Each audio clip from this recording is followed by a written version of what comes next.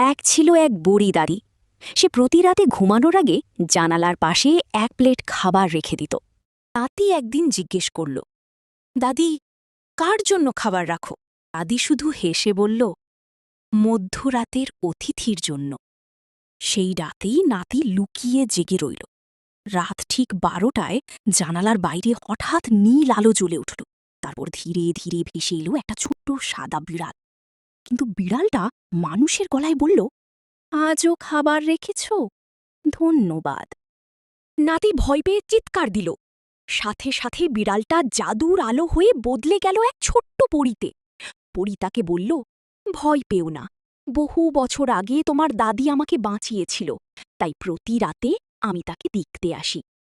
এরপর পরী দাদিকে একটা জাদুর বীজ দিল। পরদিন সকালে সেই বীজ থেকে জন্ম নিল বিশাল এক গাছ, আর গাছটায় ফলের বদলে ঝুলছিল সোনার লাড্ডু।